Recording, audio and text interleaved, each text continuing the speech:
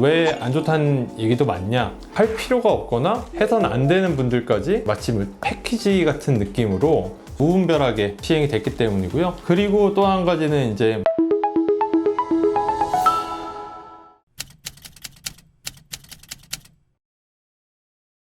안녕하세요. 성형외과 전문의 이주홍 원장입니다.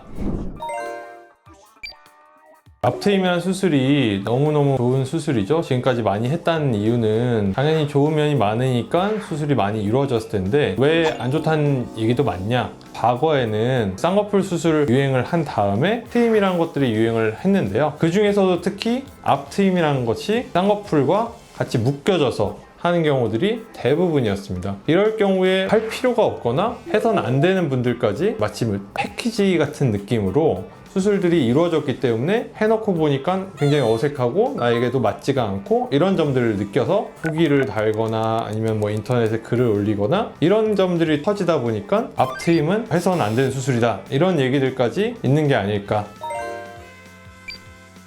눈이 커지고 싶은 욕구가 있는 사람 중에서 이미 눈 사이가 먼 분들, 그 중에서도 누공이 많이 보이지 않을 분들, 이미 많이 가려져 있거나 트임을 해도 조금만 보이게 될 분들에 한해서 앞트임이라는 걸 하시면 아주 좋을 경우가 되겠죠. 특히 우리나라 사람들 중에 많은 분들이 몽고주름을 갖고 있는데 이 몽고주름이란 모양이 답답해 보이고 쌍꺼풀 라인도 안쪽으로 말아주는 역할을 하기 때문에 이걸 풀어주기 위해서라면 또 앞트임을 해도 된다 이렇게 보면 좋을 것 같습니다. 몽고주름이라는 거는 몽골리안 폴드, 몽고 사람들이 많이 갖고 있는 주름 이런 명칭이 되겠는데요. 몽고주름의 특징은 위부터 아래로 주름이 내려오기 때문에 앞쪽으로 눈꼬리 모양이 시원하게 빠지지 않고 뭉툭한 느낌을 낼 거고요. 뭉툭하면서 피부가 덮이니까 눈 사이도 멀게 할 거고요. 위에 접히는 쌍꺼풀도 안으로 말아 넣어서 앞에 쌍꺼풀이 보일 수가 없게 막게 되는 장벽 역할을 하게 됩니다. 그래서 몽고 주름이 꼭 나쁜 건 아니지만 우리나라 사람들이 추구하는 눈 모양이라든지 시원한 눈 모양에 좀 방해가 되는 경우들이 많습니다. 따라서 몽고 주름이 있는 경우에는 앞트임을 시행해서 이 주름을 트는 경우들이 많이 있겠죠. 해서는 절대 안 되는 사람은 크게 두 가지가 되겠죠. 눈 사이가 이미 가까운 분들, 앞트임이라는 게 당연히 안쪽으로 트는 거기 때문에 양쪽에서 안쪽으로 오게 되면 더 가까워지게 됩니다. 우리나라 사람들은 눈, 코, 입이 좀 몰려 있거나 눈 사이가 가까운 분들이 많기 때문에 이런 분들은 앞트임을 하면 눈은 커질지언정 비율이 깨지기 때문에 절대 하시면 안 됩니다. 두 번째는 이미 앞쪽에 누공이 많이 보이는 분이 되겠는데요. 눈이 커진다는 의미는 흰자가 더 커져야 되는데 흰자는 커지는 게 이제 거기서 이미 끝난 거고 누공만 더 보이기 때문에 눈이 커지는 효과는 없고 어색함만 증가하기 때문에 이런 분도 절대 해서는 안 됩니다. 제일 첫 번째는 앞트임이 좀 과하게 됐을 경우 아니면 필요 없는데 시행이 됐을 경우에는 눈 앞쪽 구조가 어느 순간부터는 흰자를 벗어나서 누공이라고 표현을 하죠. 붉은 살이 더 보이게 되는데 우리나라 사람들에게서는 이 누공이 드러나면 굉장히 어색하고 과하고 세 보이는 느낌이 날 텐데 해놓고 보니까 이런 느낌이 괜히 했구나 후회하게 되고 이런 것들이 이제 발생을 하게 되겠죠. 두 번째는 갈퀴 모양으로 너무 뾰족해 보인다. 그리고 아주 극소수는 흉터가 너무 심하게 보인다.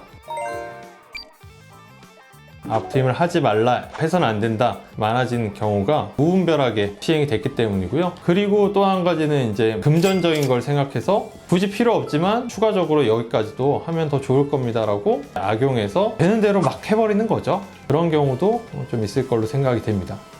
잘못되는 이유가 초보 의사들의 실수로 인해서 풀기만 따지고 보면 난이도가 굉장히 높은 수술도 아니고요. 다만 초보와 경험이 많은 의사의 차이라 그러면 경험도의 차이죠. 수술이 얼마만큼 시행이 돼야 되고 어느 비율을 맞춰가면서 시행이 돼야 된다 이런 거를 좀 예측을 하면서 환자분이 원하는 걸 잘 들어보고 거기에 맞게 목표를 잡는 게 경험의 차이가 될 거고요. 당연히 초보라든지 수술을 경험이 좀 적은 의사분들은 수술이 덜 돼 있거나 너무 과하게 되거나 이런 경우들이 발생을 할 수 있을 것 같습니다. 제가 추구하는 바는 이목구비가 클수록 좋은 점이 많겠지만 구성 요소 사이에서 비율이라는 것이 제일 첫 번째로 중요한 게 되겠고, 두 번째는 과유불급이라고 그러죠. 눈이 커지고 이런 점은 좋지만 부자연스러움이라는 잃는 게 더 크기 때문에 꼭 자연스러움이라는 걸 지키면서 수술이 이루어져야 된다고 생각을 합니다.